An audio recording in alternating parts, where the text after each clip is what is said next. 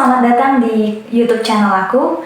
Sebenarnya aku bikin konten video ini karena beberapa waktu yang lalu ada yang request, "Yel, gimana sih caranya supaya bisa lolos beasiswa LPDP?" Terus aku bikin survei kecil-kecilan dari Instagram dan ternyata memang banyak orang yang belum tahu dan ingin tahu proses tahapan LPDP dan juga tipsnya supaya bisa lolos. Nah, before we start it, aku encourage kalian untuk subscribe channel aku karena subscribing itu free dan kalian akan dapatkan konten-konten video yang bisa menambah pengetahuan kalian dan juga bisa menemani kegabutan kalian. Sebelum melangkah lebih jauh, kalian perlu tahu bahwa beasiswa LPDP adalah beasiswa yang difasilitasi oleh Kementerian Keuangan. Dan di beasiswa LPDP sendiri itu tersedia beberapa jalur seperti jalur reguler, jalur untuk PNS Polri TNI, kemudian ada juga jalur afirmasi bagi mereka yang berasal dari keluarga prasejahtera atau bagi mereka yang berasal dari daerah 3T dan juga daerah Indonesia Timur, atau bagi mereka anak yang ikut beasiswa bidik misi pun bisa melalui jalur beasiswa afirmasi. For your information, aku ini ikut beasiswa LPDP tahun 2018 dan tahun 2019. Jadi aku bisa cukup kasih informasi yang komprehensif ke kalian mengenai tahapan-tahapan LPDP karena tahun 2018 dan tahun 2019 itu terdapat beberapa tahapan yang berbeda. Nah, tahapannya apa saja? Pertama adalah seleksi administrasi. Pada seleksi administrasi ini, kalian akan diminta untuk mengunggah beberapa dokumen dan juga mengisi beberapa data pribadi, tentunya setelah kalian membuat akun di website LPDP. Dokumennya itu meliputi yang pertama, itu ada surat kesehatan dan juga surat keterangan bebas narkoba yang bisa kalian dapatkan dari rumah sakit pemerintah atau dari puskesmas. Yang kedua yaitu surat rekomendasi. Untuk surat rekomendasi sendiri pada tahun 2018 dan tahun 2019 tidak ditentukan berapa banyak surat rekomendasi yang harus diberikan. Aku mencari surat rekomendasi itu dari dua dosen yang memang cukup mengenal aku, itu dari segi akademik dan juga dari segi kemahasiswaan atau dari segi organisasi. Yang ketiga adalah sertifikat bahasa Inggris. Untuk kalian pendaftar tujuan universitas dalam negeri, kalian bisa menggunakan TOEFL ITP dengan skor minimal 500. Sedangkan bagi kalian dengan tujuan universitas luar negeri bisa menggunakan sertifikat IELTS dengan skor minimal 6,5. Untuk dokumen-dokumen lain, itu dokumen-dokumen standar seperti transkrip nilai, ijazah. Kita juga diminta untuk tanda tangan surat pernyataan yang dikeluarkan oleh LPDP. Namun untuk jalur-jalur lain, itu seperti jalur afirmasi biasanya diminta beberapa dokumen tambahan, misalnya bukti slip gaji atau bukti rekening listrik selama 3 bulan terakhir. Semua itu kembali lagi tergantung jalurnya. Sedangkan yang aku sebutkan tadi berdasarkan pengalamanku adalah persyaratan untuk beasiswa LPDP Magister jalur reguler. Selain dokumen-dokumen yang udah aku sebutin tadi, sebenarnya ada 2 dokumen lagi yang cukup substansial. Yang pertama, rencana studi terhadap program studi yang hendak kita apply. Dari 2018 ada 1 dokumen lagi yang diminta yang disebut dengan Statement of Purpose yang berisi tentang kontribusi apa yang sudah pernah kita lakukan, yang sedang kita lakukan, dan yang akan kita lakukan. Sedangkan di tahun 2019 itu diminta 2 dokumen. Yang pertama sama dengan tahun 2018 yaitu mengenai dengan rencana studi, sedangkan Statement of Purpose tidak diminta lagi di tahun 2019 dan diganti dengan proposal studi. Isi dari proposal studi adalah alasan kenapa sih kita milih program studi itu, kenapa perguruan tinggi itu yang kita pilih, dan kenapa kita pilih negara itu, entah itu di dalam negeri atau di luar negeri, dan apa sih relevansinya dengan pembangunan Indonesia. Perlu kalian ketahui bahwa 2 dokumen yang aku sebutkan tadi, baik yang di tahun 2018 maupun di tahun 2019, itu sangat berpengaruh sekali terhadap penilaian, karena pada seleksi interview, kalian akan diulik lebih dalam mengenai isi tulisan kalian. That's why aku nyaranin kalian buat nulis dengan konsep yang sangat matang, dan usahakan sudah melakukan riset dulu terhadap apa yang akan kalian tulis.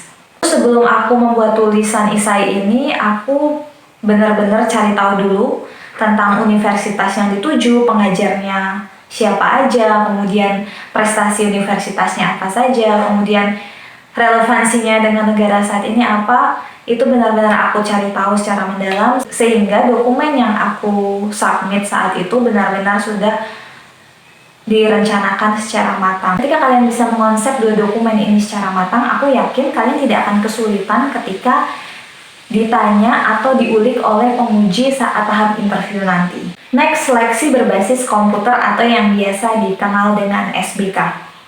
Untuk seleksi berbasis komputer sendiri itu pada dasarnya mirip dengan tes CPNS. Bagi kalian yang sudah pernah ikut tes CPNS, aku yakin kalian gak akan asing sama tipe-tipe soal yang ada. Untuk SBK sendiri terbagi menjadi 3 bagian. Yang pertama yaitu tes TPA, yang kedua yaitu soft kompetensi, dan yang ketiga adalah essay on the spot. Pada saat tes TPA itu ada tes verbal, numerik, dan juga penalaran, mirip dengan CPNS. Yang membedakan adalah yang pada bagian kedua yaitu soft kompetensi, ini dinilai kepribadian kalian, nasionalisme kalian akan dinilai berdasarkan soal-soal yang ada. Dan yang ketiga yang tidak ada juga di tes CPNS yaitu essay on the spot. Jadi pada saat essay on the spot ini kalian akan diberi waktu selama 30 menit untuk membuat tulisan esai tanpa membuka sumber manapun. Jadi kalian akan diberi topik secara mendadak, misalnya tentang dana desa, kalian harus memaparkan pandangan kalian terhadap dana desa. Biasanya sih yang diberikan itu topik-topik hangat atau topik-topik yang memang sedang banyak diperbincangkan. Tips aku untuk bagian ini, lebih baik sebelum tes SBK kalian lebih sering untuk melihat berita-berita yang ada dan juga mencari tahu pro kontranya seperti apa. Pada saat seleksi SBK ini menggunakan sistem gugur, jadi yang bisa lolos ke tahap selanjutnya adalah mereka yang memenuhi skor tertentu. Untuk tahun 2018 dan 2019, jalur reguler yang bisa lolos ke tahap berikutnya adalah mereka yang skornya 180 ke atas dengan skor maksimal 300. Sebelum tes SBK aku benar-benar drilling soal-soal setiap hari. Pas jam istirahat atau ada waktu senggang pasti aku usahakan untuk bisa latihan soal-soal TPA. Dulu aku latihan soal dari buku fisik, dari PDF, dan juga dari online, latihan soal online. Nanti untuk linknya dan jenis bukunya apa saja akan aku share di kolom deskripsi, kalian bisa gunakan juga. Kenapa kita usahakan banyak drilling soal-soal? Karena tipe-tipe soal TPA itu sangat beragam.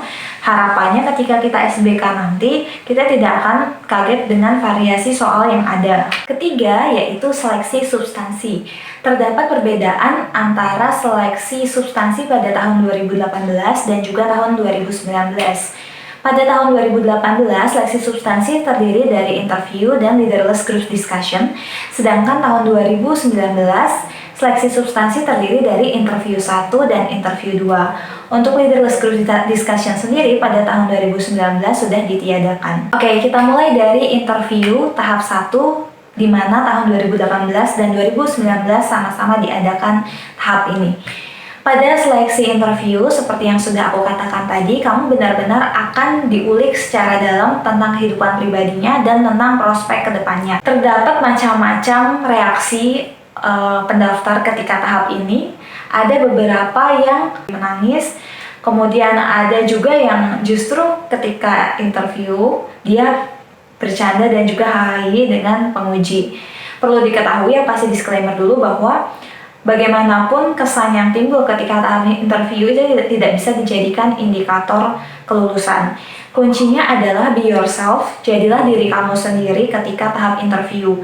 Jangan pernah untuk memanipulasi jawaban, karena ketika sedikit saja kamu memanipulasi jawaban, kamu akan terus dikejar dan kamu akan bisa terjebak sendiri oleh jawaban yang kamu berikan. Karena salah satu penguji itu ada psikolog, maka dia akan menilai setiap kata dari jawaban yang kamu keluarkan. Pada tahun 2018, aku gagal di tahap interview. Nanti aku akan ceritakan kenapa aku bisa gagal dan bagaimana aku bisa memperbaiki hal itu di tahun 2019. Kuncinya sih, pahami betul apa yang sudah kamu tuliskan dan pahami betul apa yang akan kamu lakukan ke depannya, inovasi dan kontribusi apa yang bisa kamu berikan bagi Indonesia. Karena bisa jadi itu menjadi poin plus bagi kamu ketika kamu ditanyai mengenai rencana kamu ke depannya dan mengenai apa yang sudah kamu lakukan terhadap lingkunganmu. Selanjutnya adalah LGD. Di LGD nanti kalian akan dibentuk dalam satu grup, satu tim secara mendadak dari LPDP, dan di situ kalian akan diberikan suatu topik secara mendadak juga. Kemudian nanti kalian melaksanakan leaderless group discussion di situ dengan diawasi oleh salah satu orang penguji dari pihak LPDP.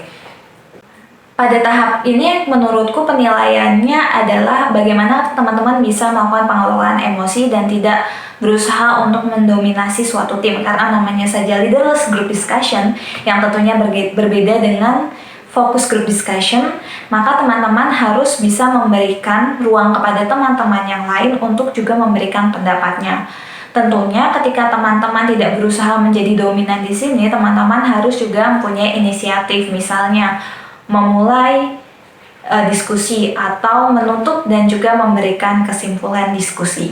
Akhirnya kita udah bahas tahapan seleksi substansi tahun 2018. Sekarang kita move ke tahun 2019 untuk interview pertama sama persis dengan tahun 2018 tadi. Sedangkan untuk interview kedua atau wawancara kedua ini memang baru dilaksanakan tahun 2019, di mana penguji ingin mengukur nasionalisme kita dan rasa cinta tanah air kita.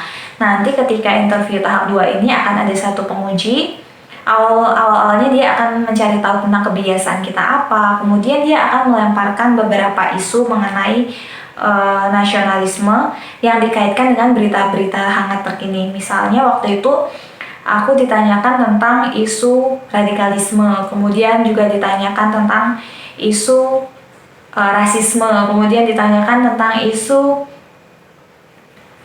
PKI, kemudian ditanyakan tentang toleransi. Dan pandanganmu bagaimana sih terhadap isu tersebut? Oke, itu dia tadi perangkaian tahapan seleksi LPDP. Lalu pertanyaannya, kategori atau kriteria seperti apa sih agar kita bisa lolos seleksi beasiswa LPDP? Sebenarnya beberapa peserta yang gagal maupun yang berhasil itu bisa meminta transparansi skor atau transparansi penilaian kepada LPDP. Waktu itu aku minta transparansi nilai ketika tahun 2019. Di sana dinyatakan bahwa aku lolos passing grade untuk interview pertama dan aku direkomendasikan oleh penguji kedua atau direkomendasikan setelah wawancara kedua. Untuk jalur reguler sendiri, itu passing grade interview pertama adalah 750, sedangkan untuk yang afirmasi itu sekitar 550 passing grade-nya. Namun ada beberapa kasus, mereka skor pada wawancara tahap 1 sudah di atas passing grade, tetapi dia tidak lolos LPDP karena tidak direkomendasikan oleh pewawancara. Jadi kuncinya jangan hanya fokus di tahap wawancara pertama, tetapi kalian juga harus bisa menampilkan yang terbaik ketika wawancara kedua.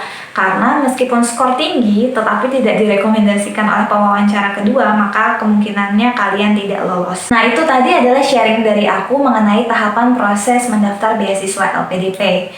Buat kalian yang emang serius ingin mendaftar beasiswa LPDP, silakan kalian sering-sering cek website resmi LPDP karena kebijakan beasiswa LPDP bisa saja berubah setiap tahunnya. Dan giliran kalian yang nge-sharing gimana sih persiapan untuk mendaftar beasiswa LPDP.